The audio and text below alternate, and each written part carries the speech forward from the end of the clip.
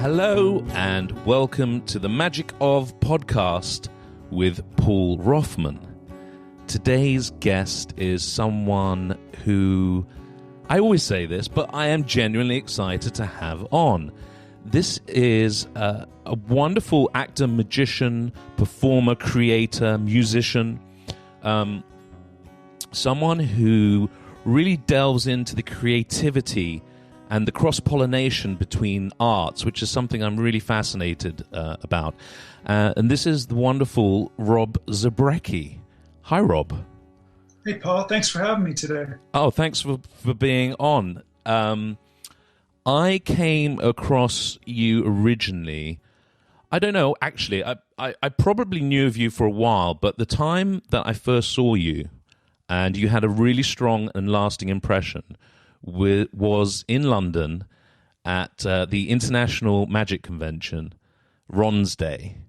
And that performance is online, actually. And I was sitting in the audience, and it was just what I wanted to see. That's, I think, the highest compliment that I can pay for magic, because... Well, thank you very much. That's really nice to hear. I just rewatched it as well, and there's something. What it is there's great magic in it, but it's a piece of theater and character. And I wonder, is that the context and the journey that you kind of thought about in terms of how you would get to that performance? It was. It wasn't originally. It's not what I set out to do, because I fell in love with magic in such a strange and unorthodox fashion from the get-go, that it wasn't until I was in magic for probably a couple of years when I truly realized that this could be an impactful theater piece, like a movie or a play. I think before that I had seen it a little bit differently as snippets or, snapshots of maybe a character piece. But it wasn't until I really dove in and kind of committed myself to the idea of having an act that those things started to kind of come together.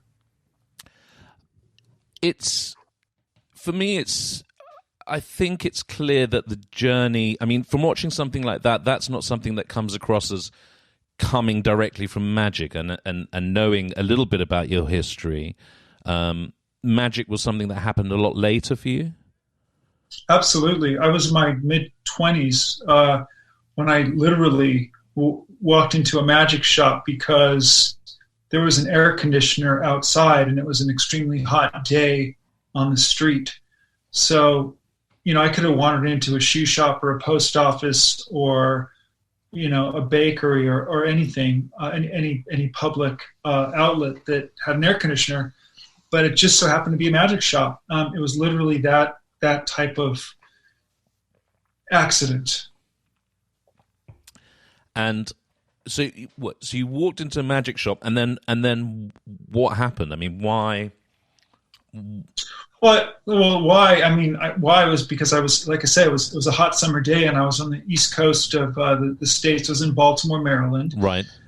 And I tucked in to cool off, and after, 5-10 minutes of looking around at stenciled bunny rabbits and, straight jackets and glass cabinets with coins and things that I didn't really understand, and, thumb tips and things of that nature, I didn't really know. I just had no right being there, and so I asked the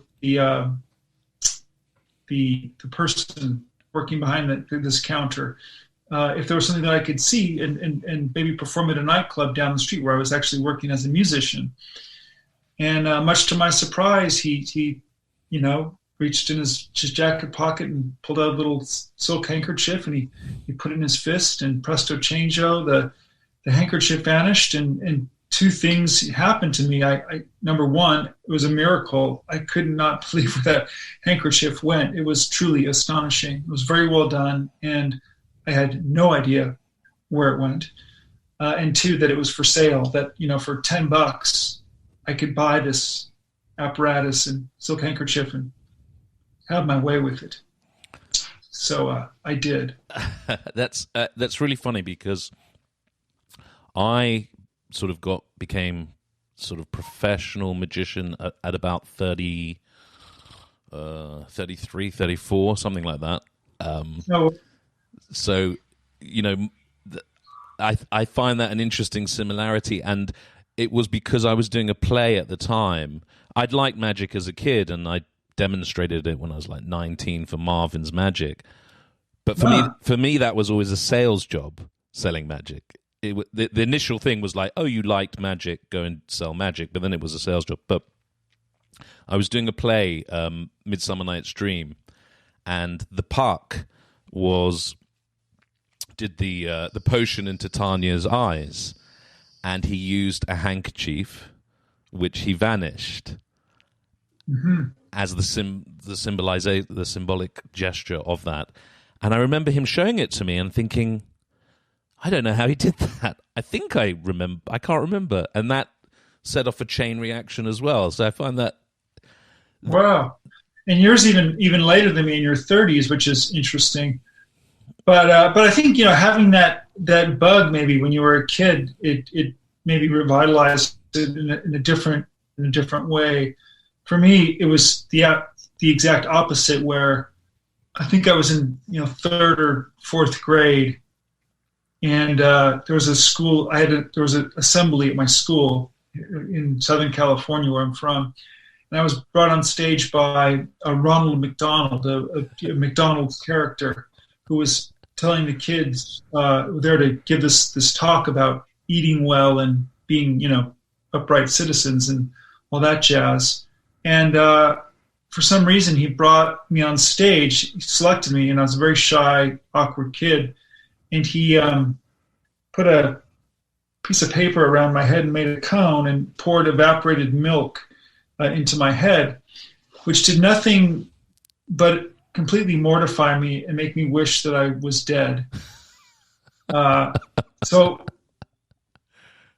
while you had played around with this as a kid, maybe thought and been able to actually demonstrate it in magic shops, I was like, I don't like this. Ooh, no thanks. I'm good. And took a completely different path into music, which is a very different type of person. I've spent a lot of time analyzing magicians and their personality types since becoming one, and they couldn't be any more different to me than the musician types that I knew and grew up with as a kid. Very different areas of the sandbox on the playground, I would say. But that's something, again, that I watching that particular performance at International Magic, I observed. So you come on with a box. I think I'm giving anything particularly away here, and you give it to someone in the audience, and you say, "That's not yours," and they're left holding this box, and they don't know why. Yeah. What's fascinating, and where this ties into what you're saying about music, and I think there's a fantastic parallel and the most useful one, and something that I kind of noticed throughout the whole performance, which is to do with rhythm, timing, musicality. And this is something that pops up in your stuff a lot that I see. But you come out into the audience with a spotlight on you, moving not on stage, from the side door, moving in just front of the first row. And there's about, I think I timed it at roughly 45 seconds before anything happens, other than tension and intention. So that's exactly right. On a good night, it'll be a minute sometimes too, depending on how engaged, the audience is. And like you said, it is an intuitive sense of rhythm and timing that you need, that can't be taught. There's certain things you can talk about that I can say, hey, this plus this equals this. And if you do these 4 things, this 5th thing is probably going to happen. But when it comes to that, there's I don't know, something that I had probably been maybe born with to a degree, but like certainly nurtured as a musician to get into a groove and a feeling and set in my mind like an actual mental metronome. So before I go on that stage, before I take that first step, before anyone can see me, I've convinced myself in my own way, like an actor would, that I was just wandering down this London street with my happy little box with its contents, and there's an open door, and I open that door and I walk in, and there just so happens to be a full house and an empty stage. And I take it from there. Now, granted, my props show up. I can't really explain so much, but like that basic seed concept is kind of that's the moment before. Like every actor, of course, as you know, it has what's happened just before you walk on stage. Probably something not a lot of magicians think about, and maybe it wouldn't hurt them to do that. But I always have that moment before, and I really take a moment to get set into that, and it's really helpful. And of course, like I say, it sets the tone for the rest of the show. And it's entrance and exit, because your exit is equally as powerful and important as you coming on. And so the same thing happens where you go back, you grab the box, and with absolute intention leave the room. And so there's this, watching it again, I've watched it a lot of times actually since I've seen it, because I just think it's such a wonderfully paced performance. But as you go off, the intention that it's absolutely, I've had enough, I'm going, that's it, I've done my bit. And there's this moment I was thinking where the audience goes, oh my God, because they want to give you their applause at that point. You've earned, it's the old thing, you have to earn the pennies and fill up the jar to get the applause. And right. Most magicians don't do that. Most magicians do the trick and they do the moment, the give me applause moment. Yeah. And I call it the Marvin Roy, to step into the applause queue and, strike a pose, which is, all fine and good for certain performers. That model obviously has worked since, probably the days of Robert Houdin, who was known for that kind of thing. And of course, Houdini and all of those, early American stage magicians. That's what they were taught to do, and that was the norm. I think Ricciardi Jr. performing the buzzsaw illusion had a unusual, unpredictable ending where he would saw his patient, who was his daughter, in half, and all of her with this massive buzzsaw, the blood and guts would go everywhere. So anyway, but I just think that in vaudeville and live theater, right before TV, you do your bit and you'd step forward, and that's how you did it. Marvin Roy was probably the best example of somebody who did that, because he just did it in such a grand fashion. But anyway, I decided not to take that approach, and it's fine if my name's never mentioned. It's fine if people would go back and look through the program and find the name, and then maybe go online and learn more about that person. That to me is mysterious and provocative and interesting, more than the hey, look at me, mom. but we needed, I think, that audience.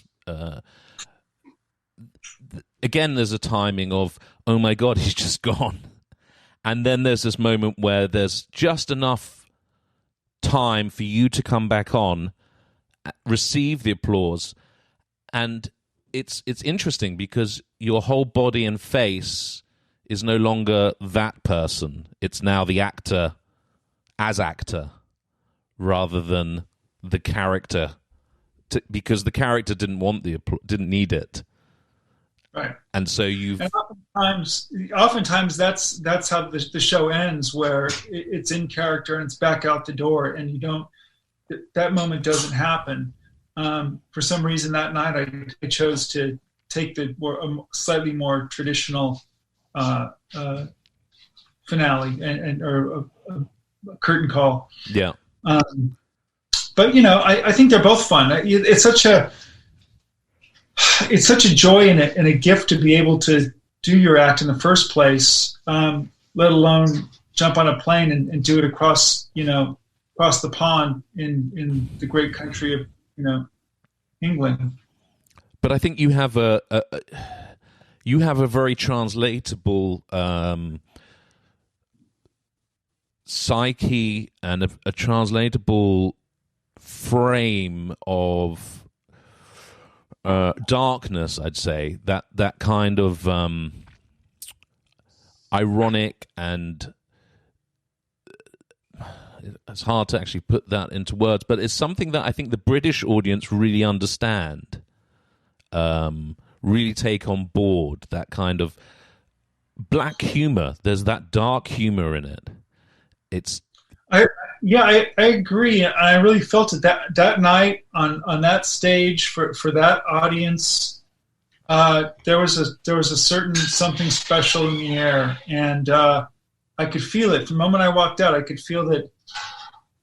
I could hear a pin drop, and the focus was right where it needed to be. And I felt like, I think this is going to be. This feels. Everything just felt right, pretty much throughout the whole performance. Not that they all have varying degrees, as you know from being a performer, from being that to horrible. Let's just say. But that night was particularly great, and I do feel like a lot of the humor that I do translates to some of the British humor that I enjoy and have enjoyed for a long time. So yeah, it felt really good to feel that sort of acceptance in that regard. It reminds me of. Do you ever see the League of Gentlemen, the TV show with all the different characters? I don't believe I have. Okay, so it was a British TV show where I think it was 4 guys. They all played all the characters, women, men. They're kind of grotesques. It's a sense of the mask, actually, and sinister, but they believe in their own truth. And your character believes in his own truth. Is that character? Does he have a name? Is he you? He's not you. He's not me. He's Zabrecky. He's. I guess he's partly me. There's certainly elements of myself that are woven into that character. Obviously, visually, I realize that I have kind of a gaunt figure for and look for magic, so I embrace it, and a nearly ill-fitting suit and kind of pants that are just a little bit too high, and the choice of shoes and all that stuff, like it kind of it animates it just a little bit. And I think on stage you can do that, not as much in close-up in parlor. It's difficult when you're really coming in closer proximity with your audience, but on the stage when you're elevated and you're well lit and you've got music cues, I think that you can amp that stuff up, and you can really kind of dive into a character a little bit more. So there's that. But then of course there's elements of him. You there's the tagline for the character is he bad? Is he good? Is he misunderstood?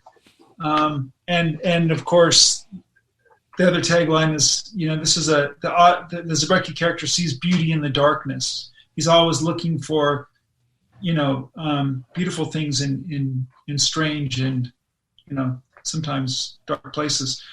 So with those kind of, thesis like taglines living in the front of everything that I'm doing, I'm able to write and act and direct and produce in that realm. It's an easy place to work in.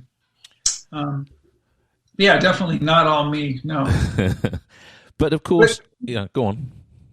Well, I just think, hey, we're on stage. This is the time. I think the idea of doing a show as Rob Zabrecky myself would be pretty boring. I don't think I would want to see it. I don't think there's any need, or I don't have any desire to do that.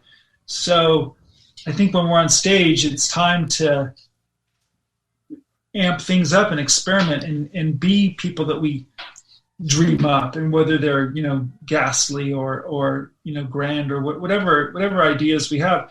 This is the stage is the place for that stuff. And I'm really glad that I've got something that audiences connect with in the magic world. It's been like, again, it's just a huge blessing that I've been able to kind of take all these things that I've loved and put them into a mashup, almost a Frankenstein character, and people like it. Do you develop? Is it first you think about the character in terms of creating? Let's go into the creation of the play, for want of a better word, because ultimately I think it is a play within a short play, almost an interactive kind of experience. And does the magic come out of the character's need, or do you think about, well, I know these tricks, or I'd like to investigate this effect, or how does the actual technical? All of the above. Really, it's a combination of things. My act really ranges from writing from the point of view of the character to, 20 years ago, I was in New York City with my wife, and we saw a performer do the diminishing cards. And we both just went, that is the greatest magic trick we've ever seen. That is so amazing. I have to do that. I didn't know how. I didn't know in what capacity I would ever perform it, but I knew that I had to do it. So I basically, with a burning desire to wanting to do a certain effect, and then having a narrative, a point of view from the character, you go, how would he do that?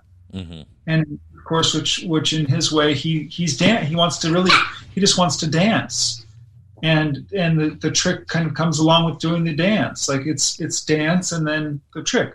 So other times it's writing a particular piece, like wanting to have a piece about regret.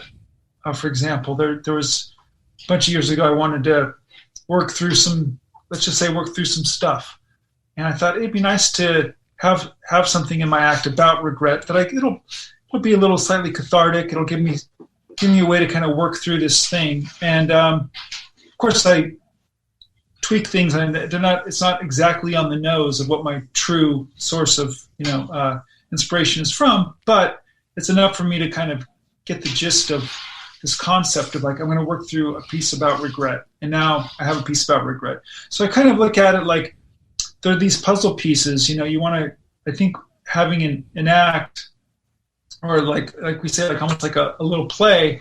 You want to have peaks, you want to have valleys, you want to be able to, you don't need two pieces that are the same. You kind of want to have this balance of what feels like a natural progression. So the audience goes on this, goes for a ride, The answer to your question is, sometimes it's flipping through Tarbell and seeing something and go, wow, I'd love to try something like that, to waking up in the middle of the night going, I've got an idea. So we're living in a time where Jack Delvin, who used to be the president of the Magic Circle, always said, the secrets, I don't know if it was him saying it, but he would always say to me, the secrets of magic are there for everyone. It's an open safe. The door is open.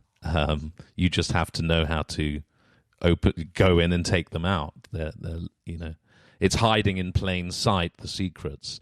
And I think today, more than ever, it's become, I know that. You pull out a deck of cards and someone says, I know that trick, and you haven't even done anything. Or you do something and they say, I'm going to Google that. That's great. I can Google and find out how that's done. And that's become more prevalent. And yet, I think in what you're doing, it takes away the need for that, because it's not about the how of the trick. You're sent on this different journey. It's the same thing that I used to do when I used to see Darren Brown perform. I would go and see his stage show twice. I would see it once to enjoy it as a layperson, and once to see it as a magician and to figure things out. But what would happen is his narrative was so great that when I went along as the magician, I got swept up in the narrative and missed needing or wanting to work out how it was done. Right. Well, Darren's such a great example of that, because some of the stuff he does is the safe's open. He's doing in some cases, 1 in 52 magic card trick, or a equivoque, or some mentalism trick that's in Al Baker's mental effects or something. Like, you can dissect it and pull what he's doing apart, but what Darren presents is a fully, you leave that theater feeling satisfied, because he's hit you with like empathy. He's hit you with a feeling of like, I don't know. For me, it's a sense of joy. Darren's just a great performer to watch, and I think he's one of the handful of performers that I put on a list with nobody else. He's great, just great. So, pre-Magic, you went into. Did you go sort of from school into music? Because music was your main gig, I believe. Yeah, I mean, in high school, I was interested in playing in bands, and so I cobbled together, when I was 15, a garage band just around, a few blocks from my house. There was a kid that played drums, and started there. And by the time I was 21, I kind of had my group Possum Dixon in place, kicking around the LA music world and art world. So yeah, started in school, but I had sights on it early on. Like, that was where a lot of it's all got mystical. This is what happens when you talk to Rob. The spirits just pop into. They come down willy nilly. He's got a message from Abraham Lincoln. But no, anyway.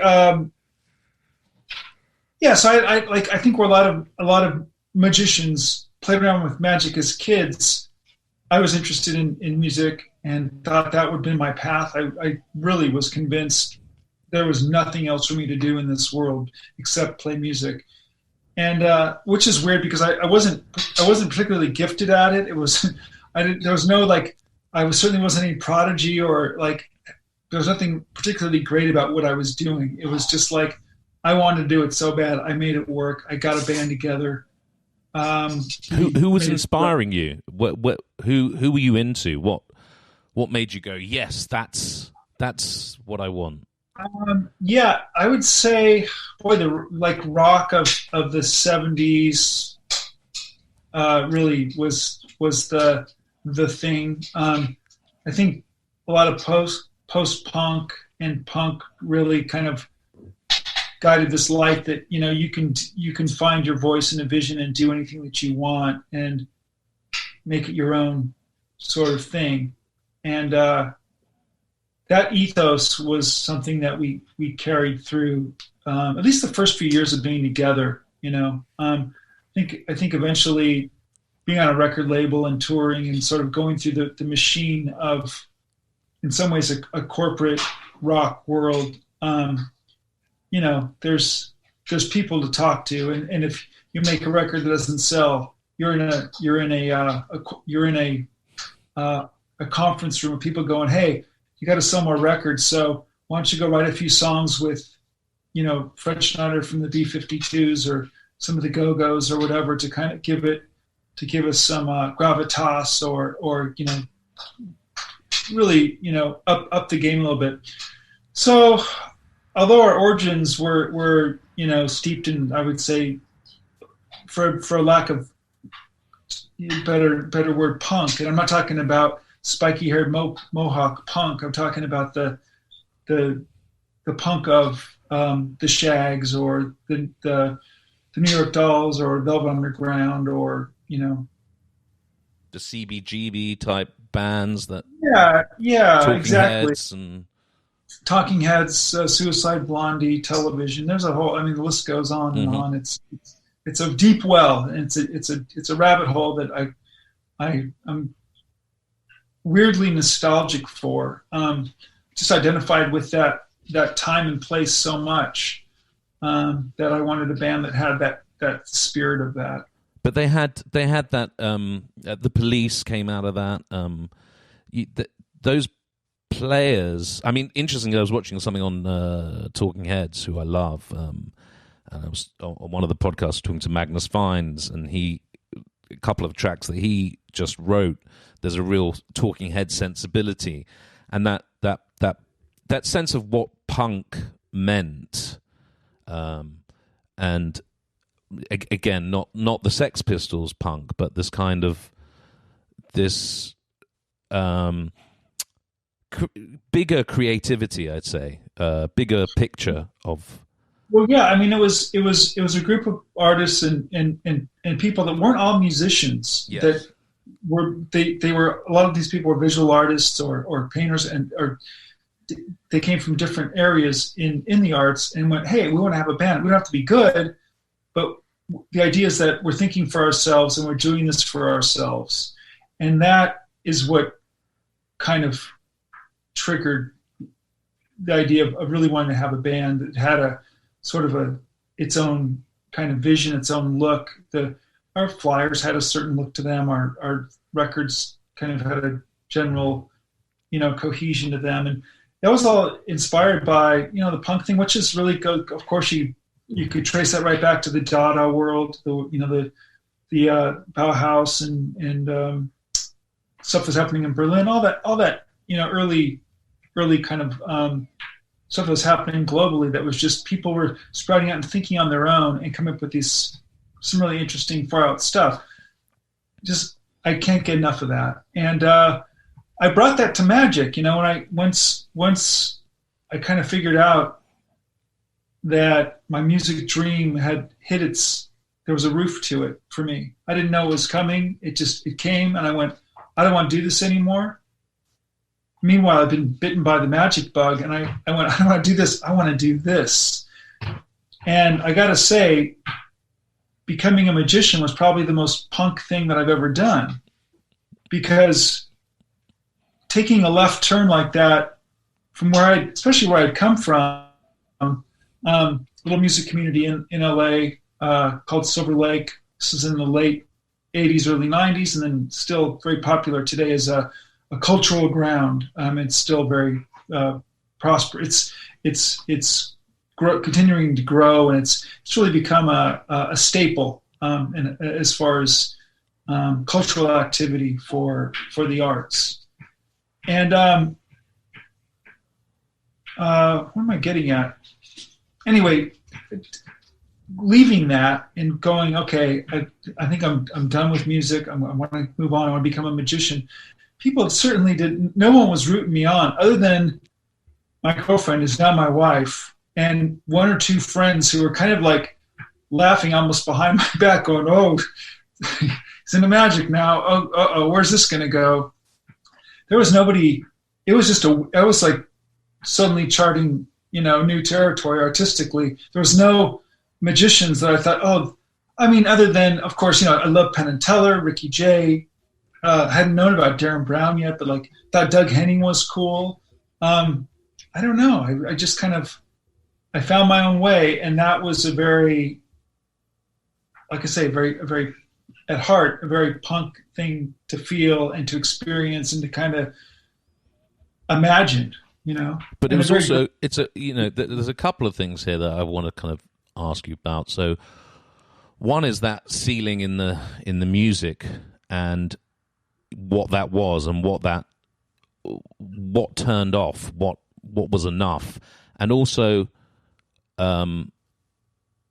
the other thing is about magic at that time. Magic at that time was not magic now. Now we go online and you can buy 1 million tricks and you can watch 1 million lectures and you can get to anybody and speak to.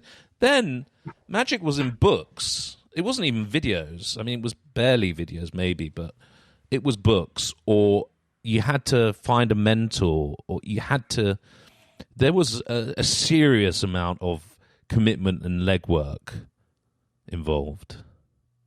Right. So it's kind of a two-part question. Yeah. You talked about the roof and then what magic was like. So I'll start with the roof. I think a lot of magicians can relate to this as well. It's like you had your childhood dream, and for better or worse, I got to live that dream. I made 3 records, 3 LPs. I got to tour the United States a number of times. I got to go to Europe a few times. Boatloads of fan mail and correspondence with fans. It was just like, it was a really exciting time because I had a dream as a little kid, and I lived that dream to a degree. I think I thought it was going to be the rest of my life, which it wasn't. But there's things that come along the way. I started growing up. I started becoming, I started down when I was 21, and then by my mid-20s, I fell down a cliche road that many musicians fall into, is falling into the entrapment of drugs and alcohol. That was very consuming and took my life over. And I kind of fell into the hell of drug addiction, along with my other band members. It turned out to be a nightmare. What started off as like being the funnest thing to do in life flipped around to be the worst thing that I'd ever done. And I just wanted to get away from it. So getting sober, and then looking at my life as a sober musician and trying to navigate my band that was becoming sort of less popular than it was when it started. We weren't escalating. We kind of hit this plateau and started almost our popularity started to kind of come down. And then I just went, what am I doing this for? Like, I didn't have that gut feeling that I wanted and felt early on with music was gone.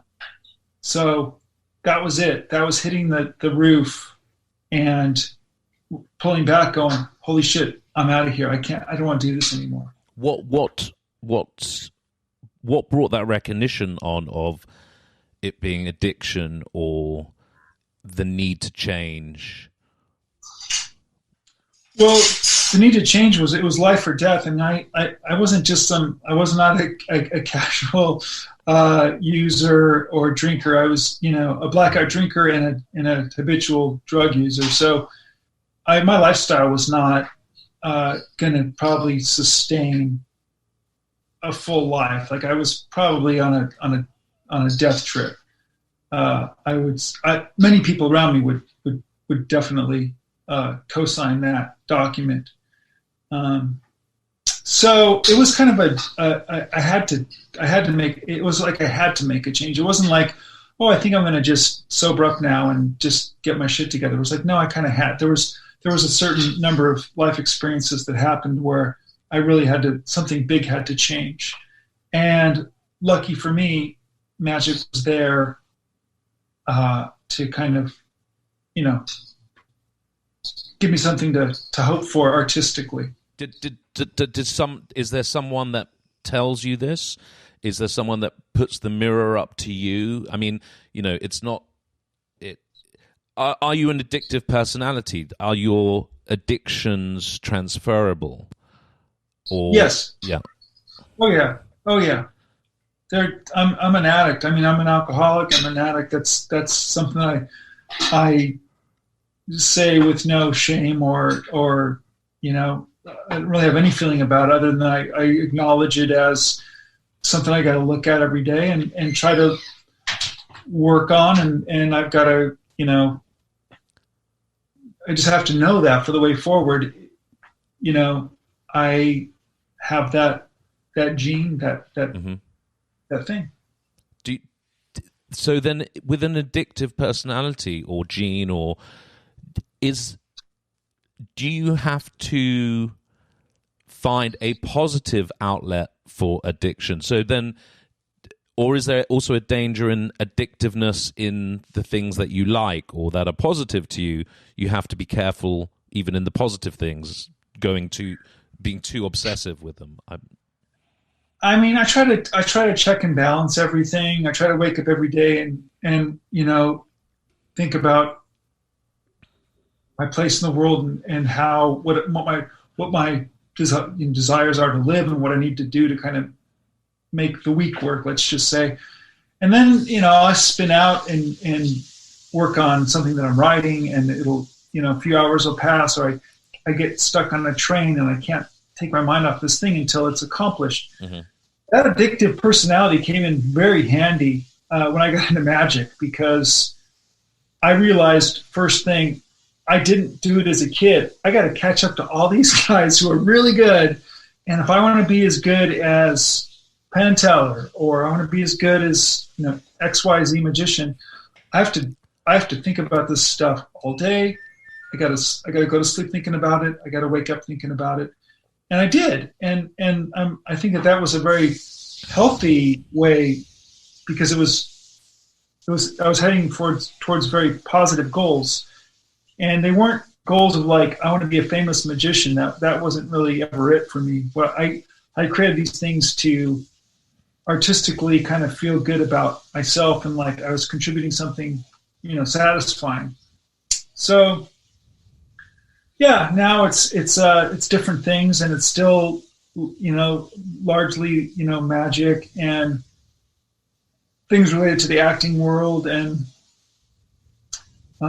yeah. I think you bring. I think it's. I think the people who are into magic from the beginning, there tends to be a lack of something, is what I see generally. Now, obviously, that's a generalization, but I think it's very true, and I think it's specifically true of the actor. And you know, my perception of being a magician is always from, I suppose, the actor's perspective.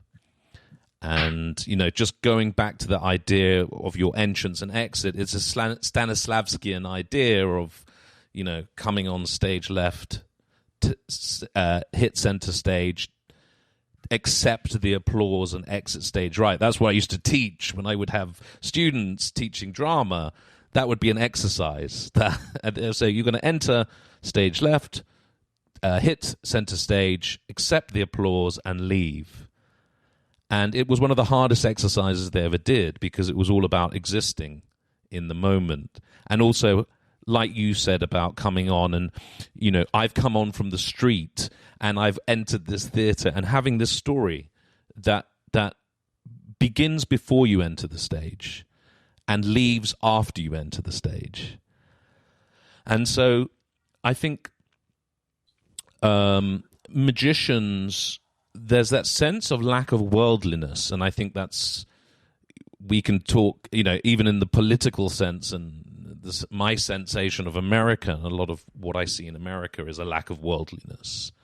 And I think these are the things that make you the performer plus and make the magician fascinating, because it's not about the trick. Of course, the trick has to be good, but it's about, you're doing tricks that other people have done, but somehow, hug kill doesn't feel like I can do it anymore. Well, in this climate, I'm not sure I'll be doing it anymore either. That's true. But thank you. That's really that makes me feel like I've hit a mark. So that's really nice. But I think what you said about magicians is not having that worldly thing is generally true. I give them credit for being very bookish, book smart people, that they latched onto this thing by getting the magic set when they were 7. And then found Tarbell and went through that whole rabbit hole. And if you're a magician, you know exactly what that means. And it's a very taught thing. It's things that we read or now maybe not so much read, but absorb, whether it's a videotape or audio lecture, whatever it is, however you get this stuff in your bones. And you learn it that way. And the theatricality is nowhere to be found. It's what you've seen somebody else do. It's a line delivery based on what came in the video with the instructions that you kind of saw, and that's of course no way to push the art forward. I one of my kind of early mentors was a guy named Woody Pittman here in Los Angeles. Wonderful character actor, wonderful human being, and Woody would get any trick, and he would immediately once he learned the basic handling, he would throw the directions away. He wanted no part of how the directions were done. He wanted to figure this out all on his own, and find a story all on his own. And because of that, his performances were great, and they were interesting. They were original. Nobody performed a piece like Woody, because he just really thought through it on his own, and you'd never hear him do anything that sounded remotely like any other person. And that's, I think, what seems to be missing a lot in magic for me. I keep an ear out for interesting new acts. I love stumbling across any new art form, whether it's a new band or a new dance, or a new car that looks cool, or building an architecturally speaking, or a new food. I don't know. I'm at my heart, I'm always looking for new things. And of course I love magic. I want to find that magic, but mostly I don't. And when I see, acts, I haven't, I don't know. It's an art form that's so different than the other performing arts. It's an island of its own. And again, so much of it kind of feels like we're in a new phase of magic, and I'm not sure I'm connecting with it like I did when I first got into it. Mm-hmm.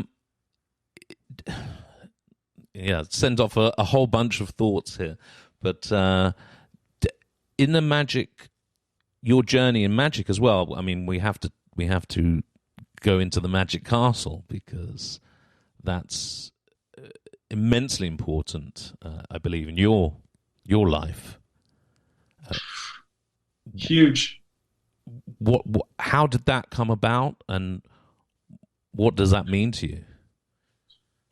Well, I mean, a lot of people have said the Magic Castle is their home away from home. And that's a pretty easy thing to say if you live in LA, because you can go there 7 nights a week and you can know people.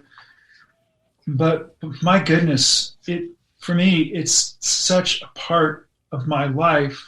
I'm a little different than some of the other performers in that I work in all of the showrooms and the close-up room and the parlor and the Palace of Mystery and in the seance room as well. So I'm not saying that to brag. I'm saying that because I'm there a lot. So I know every parking attendant, and I know the names of their kids, and I know the wait staff, and I know there's things that, over decades, I've been a member for my wife and I've been a member for 20 years. So my performing DNA, my life is woven into the curtains that cover the stained glass up there. I'm a part of it, and it's a part of me. And it's been such a positive force in my life. I've never been drunk at the Magic Castle. I've never been, never done drugs in the bathroom. It's like I've gone there as a clear-minded person with like a dream to make an act. I developed my act there. Mm-hmm. This is where I started performing, and it's where I met so many of my best and closest friends, and it's been mystified. I've seen so many performances there. It's immeasurable on the impact that it's had on my life, and of course it's such a devastating time right now because since last March, the doors have been closed. So haven't had the experience of being there with other people. I think I was very fortunate because I originally joined, I think, in 2010 when I came out here, and then I went back to the UK and sort of let it go, and I started coming back in around 2016, 17, and I rejoined. And in the last year, pre-COVID, I really engaged with the Magic Castle, and it was actually a lot through Jeff Kaler, who always performed there, and he's a great close-up performer. Yeah, of course, Jeff. Yeah, great energy, and Steve Valentine and yourself and a bunch of people there. But Jeff kind of said, "Why are you not performing there all the time? Like, why don't you just?" And I was I came from that idea of, well, yeah, I'm not. Why am I going to go and perform there if I'm not booked to perform there? And as a professional, my thinking changed, and I suddenly saw, wow, don't be an idiot. You've got a like a comedy venue, like a stand-up open mic venue where you can work material, you can interact with audience, you can develop. And I had that opportunity finally to get booked to do the close-up room. And I got my 20 minutes together for Jack Goldfinger, who books the events there. And I did that downstairs, and I worked my act up. And, coming from England, our version of close-up is, drinks reception and table magic in between courses is pretty much close-up. And the castle's close-up is really parlor. It's a parlor show. A small parlor show, an intimate parlor show. But it's wonderfully freeing because you have to think of it theatrically, but as an actor and as a comedian and an improviser, there's so much room for that and so much room for play. And I love, you go downstairs and you get your act together, and then you vibe off the audiences that are all different, from drunk to sober to crazy to famous to everything. But they're all there to see magic. You're not the adjunct to the evening, you're the evening. And that's such a wonderful and privileged experience. And I learned that I wanted to hit the close-up room hot rather than work up my act in the close-up room. So I worked it before I went there, and then I got it going, and Jack came and saw me twice, at the beginning and at the end, and it was very, very rewarding, because at the end I said to him, "So could you see the development? Did it change?" He went, "Paul, you hit it You hit it the first night, you hit it the last night. And it was just like, oh, wow. But then I went downstairs and reworked it and changed it again. And I realized some of the people that I've interviewed on this, I've met you at the castle, I've met many, like you say, the incredible people from all over the world that you'd never see, meet, experience. It's immeasurable. Right. And you're doing so in a beautifully set location. You're dressed up. You look good. You've presumably showered. So is everybody else. Everyone is generally on their best behavior.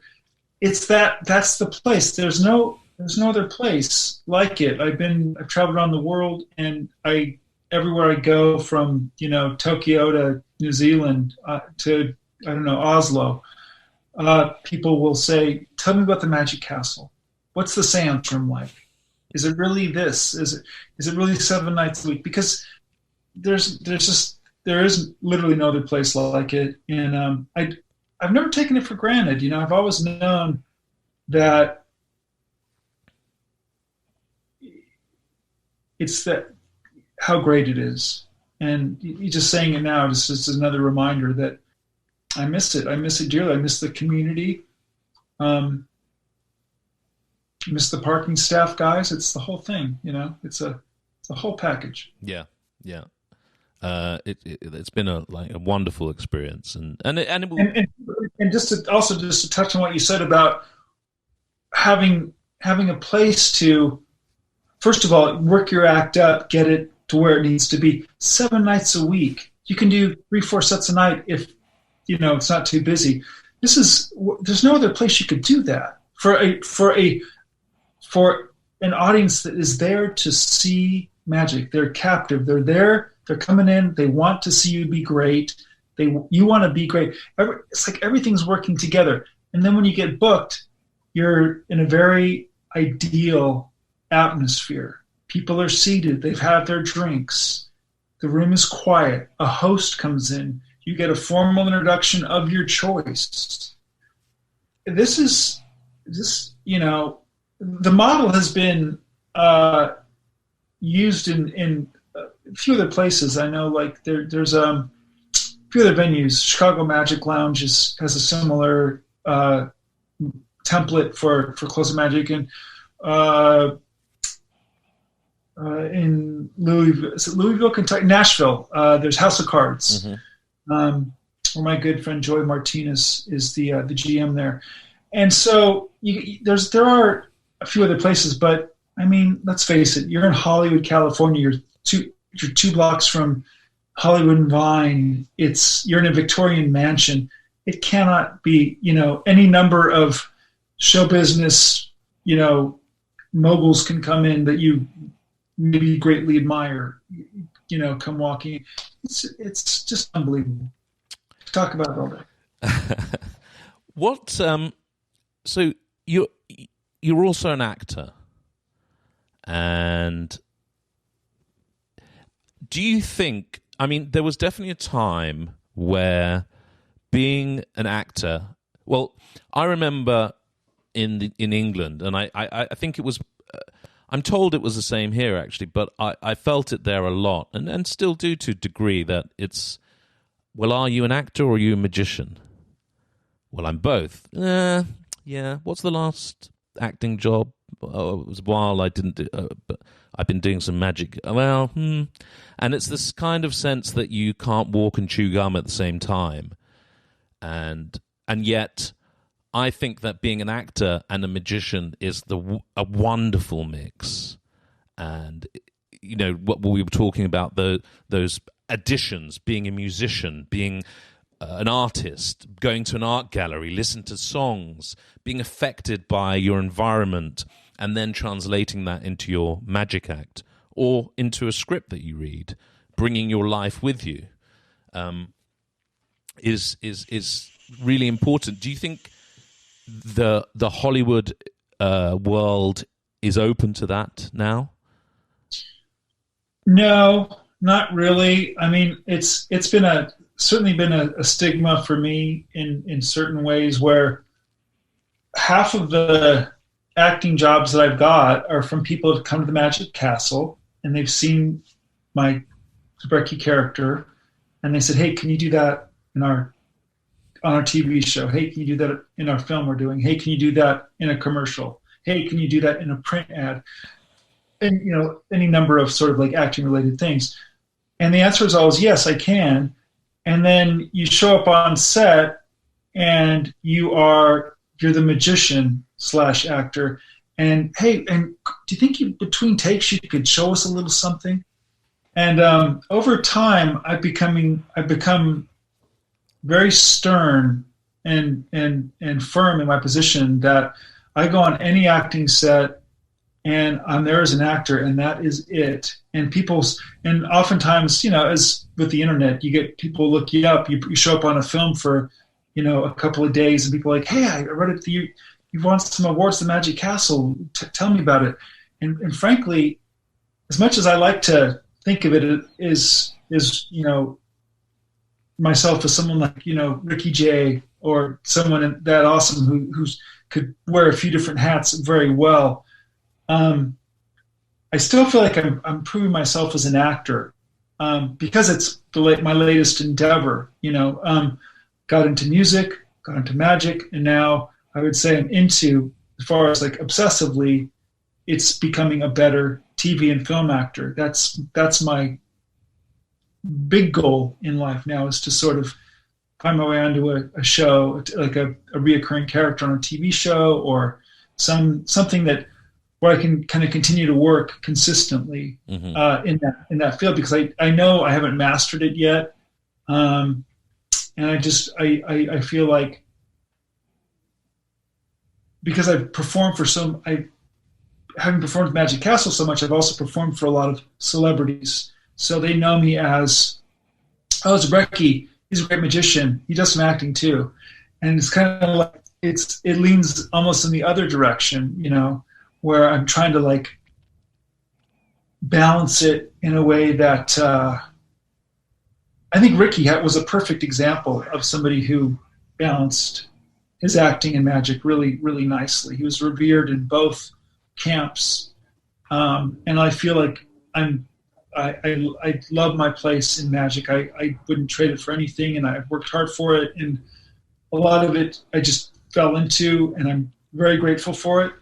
But I've yet to find that niche in my acting life, and I'm still swinging pretty hard, but working on it really. Like I take it very seriously, and unlike magic, where you can sit and you can practice a move or a routine over and over. You get very comfortable and very fluid doing it, almost in a mirror, or you can develop your act and do it over and over. Of course, it's different from an audience, but with acting, it's completely different, because you have to listen. You have to be there. You have to listen for the first time, as if you're hearing it for the first time. You have to speak like it's for the first time. You have to get those words out word perfect. It's a very hard, difficult set of skills that if you hadn't done since you were 7 or 8, it's harder to pick up later in life. But again, I love it. It's a great challenge, and it's driving me, in a way that I need right now. So it's serving a great purpose. I saw one of your credits. Is it upcoming, or have you filmed it, Lucifer? That Lucifer TV show. It's coming out. It's upcoming. It's funny. It's funny you mention that. I can point to this as a great example. So that episode of Lucifer, which will be coming out probably in the next few months, I won't give away the plot or the storyline, but it is something that was filmed at the Magic Castle. That was the location, and the role that I play, actor's name is Horace. The character's name is Horace Goldfinger, a mashup of Horace Golden and Jack Goldfinger, was filmed at the Magic Castle, and I wanted to take it as an acting job and not look at it as a magician job. Sorry, I think you froze a little bit there.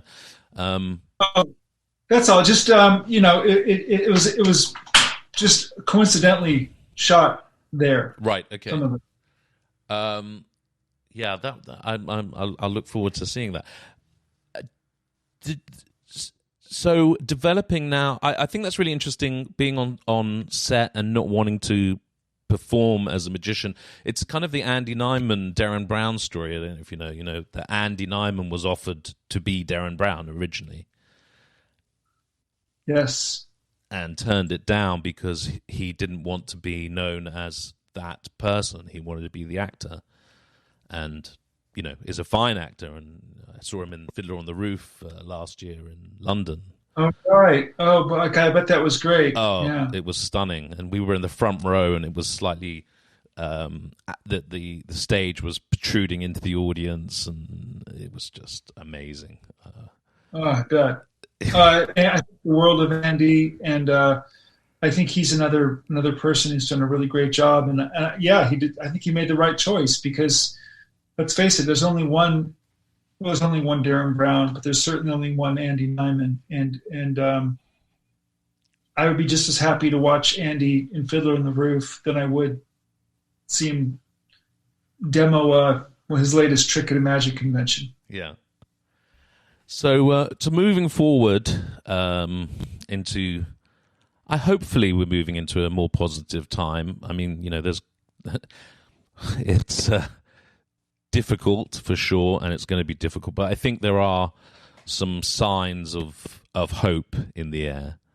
Of course, different countries are experiencing everything differently, and so the UK is on a different trajectory, it seems, to America, and Europe is on a different trajectory to the UK, but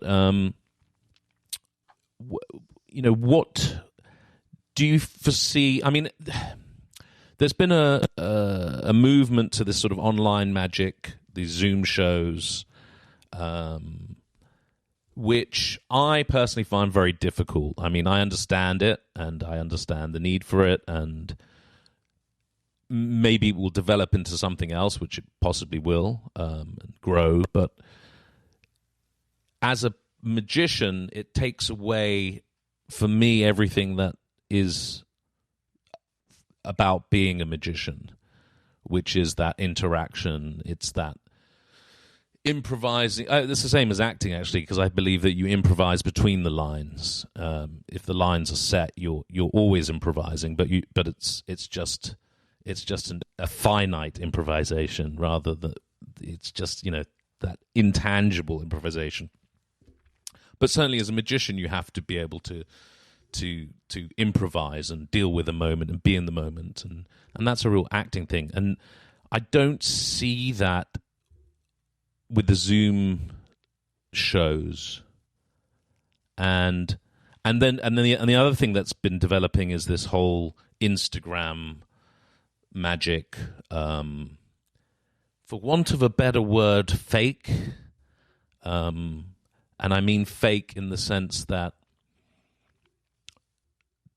the reactions are manipulated. Well, they're always manipulated, but it's not real. It's not. It's so often set up. And what do you think about all this? Well, like you, I realize that there's a need for the Zoom type of shows. I'm with you. I don't. I've never done one that's felt great. Zoom is not a good format. For example, I'm going to do a trick, and when I'm done, if you like what you saw, wiggle your fingers so I know that you are, this is your way of applauding because you're muted. So the whole ephemeral aspect of why we like to perform magic, why I like to perform it anyways, is that's all gone. I'm looking at a screen, and there's the rest of my house here, and you are too, and everybody is. The experience is completely different, and it was not meant or designed for 1 second for this model. Maybe someone conceived it that way.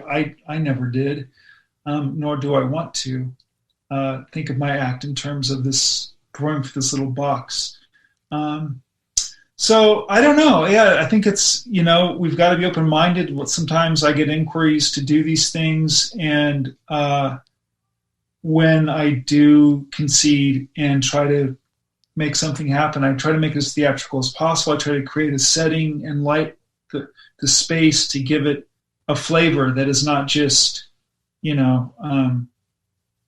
don't know. It's a really uncomfortable, strange way to perform magic. And what do you think of the aside from that,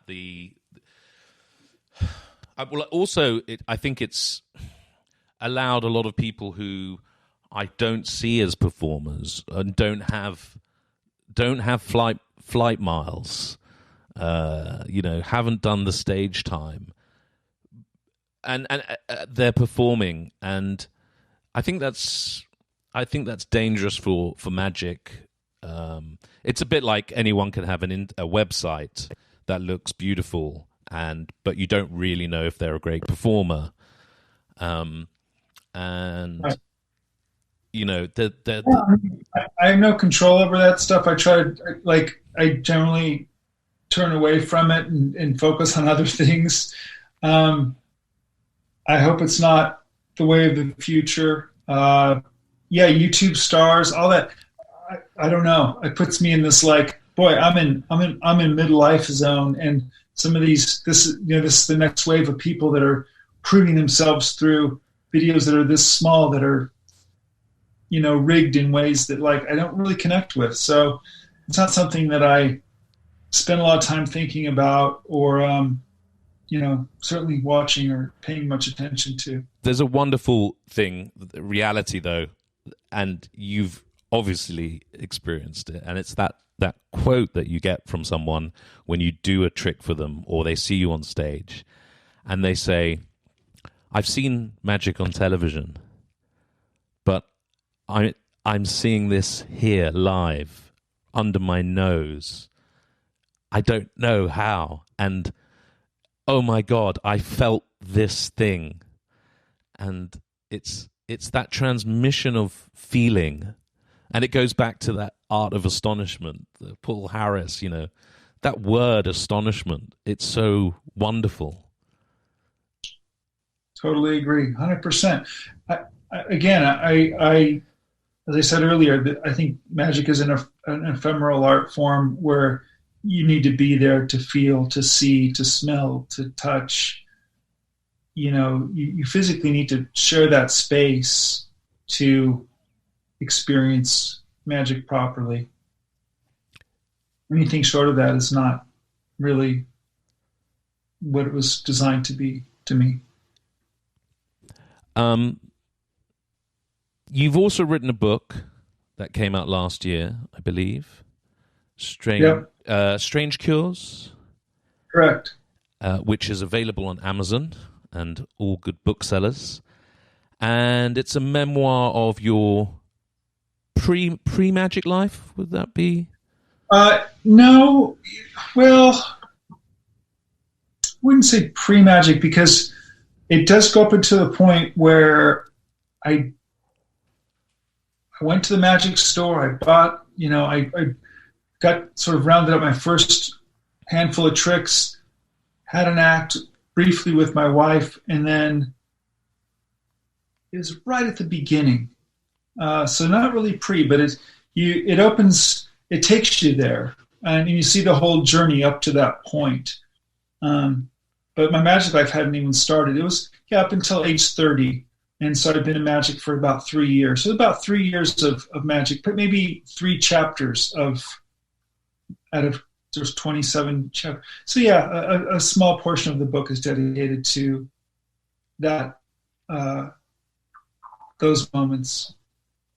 There's some great, I've heard some of the anecdotes and stories in that, and you've talked about them on other podcasts, so I think people should get the book and read it, because there's some wonderful stories about the warts and dung story, and Yeah, thank you. um, Yeah, it was. I mean, that was uh, really important for me to write that book, and it took me 11 years to do it, to complete it, and it was.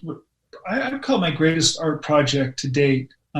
Meaning that because it took so long, and to find a voice like very similar like you'd find in magic or like you'd find in music or whatever, and then to have it be consistent throughout, and then again have those peaks and valleys. You can tell your story in different ways, right? We all, writing memoir is a completely subjective thing, and for me, it was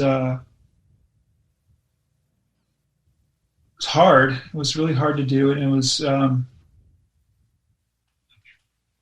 it's just extremely time consuming. Again, over a decade. So, a fifth of my life was spent plucking away at it. But I'm very proud of it. So ultimately, I come back to sort of the earlier, maybe the beginning of this when we started speaking. Are the arts transferable? Or is the essence of the arts transferable in the sense that are we artistic or creative, and then we find the funnel to our means or needs, we find the outlet for it? Are we intrinsically creative and then we become musicians or magicians or actors or writers or painters? Or I think that's for me, and for most of the people that I know and have been in the arts and read about, that seems to be it. It's that burning desire to show the world some point of view, something that you feel or see, wanting to say, hey, what does this say about me? What does this say about life? And share that experience is something that people, I think, are maybe born with, and then they find their outlet, whether it's the piano or making sushi. I don't know.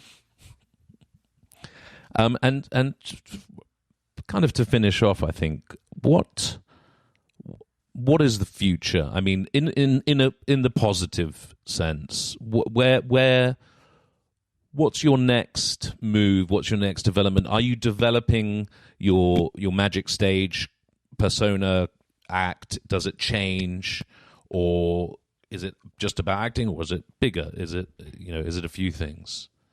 It's always a few things, Like I have this 1 hour show, more or less, called the Zabrecky Hour, that I can do it at almost any given theater with a very little setup, very little breakdown. And those puzzle pieces are always changing depending on where I'm, what I want to add in, what I want to take out. So that's always in a kind of a state of development. But working at, like I said earlier, working as an actor and finding those things that I was looking for in magic, all the answers to how does this work? How do you make a successful 20-minute parlor show? And then kind of figuring that out and moving on to the next thing. For me, working in TV and film is, I'm at this point where I'm like, how do you be an excellent television actor, knowing how to hit certain marks and look right, get the right camera angle this way, and meanwhile be empathetic and be a good listener and do all those things. That I'm still finding. And so I spend a lot of my time kind of working on that. That is all completely transferable, though, to the other arts, to my magic performances, really being a good listener, right? So that can be helpful in anything you're doing. Mm-hmm. Yeah, I did a lot of stuff with the groundlings, and I found that just the most fantastic. Great.